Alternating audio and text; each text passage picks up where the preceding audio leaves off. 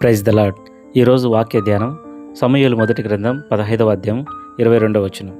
అందుకు సమూయేలు, తాను సెలవిచ్చిన ఆజ్ఞను ఒకడు గైకొనుట వలన యెహోవా సంతోషించినట్లు ఒకడు దహన బలులను అర్పించుట వలన ఆయన సంతోషించున. ఆలోచించుము, బలులు అర్పించుట కంటే ఆజ్ఞను గైకొనుటయు, పొట్టేళ్ల క్రొవ్వు అర్పించుట కంటే మాట వినుటయు శ్రేష్టము. మనము దేవునికి విధేయత చూపుట అనేది బాహ్య ఆరాధన. మనము దేవునికి అన్ని విషయాలలో విధేయత చూపుట ద్వారా, అనగా ఆయన ఆజ్ఞలను పాటించి వాటిని అనుసరించి నడుచుకొనడమే దేవునికి ఇష్టమైన బలి. మనము మందిరానికి క్రమం తప్పకుండా వెళ్ళడం, పాటలు పాడడం, కానుకలు అర్పించడం, మందిరంలో పరిచర్య చేయడం అనేది తరువాత. మొదట మనము దేవుని ఆజ్ఞలను పాటించి ఆయనకు అన్ని విషయాలలో విధేయత చూపినప్పుడు నీవు దేవుని కొరకు చేసే పరిచర్య ఏదైనా దేవునికి అంగీకారం అవుతుంది.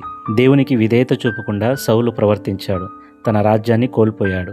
పౌలు దేవునికి అన్ని విషయాలలో విధేయత చూపించడం ద్వారా నీతి కిరీటాన్ని పొందుకొని ఆయన రాజ్యంలో ప్రవేశించాడు.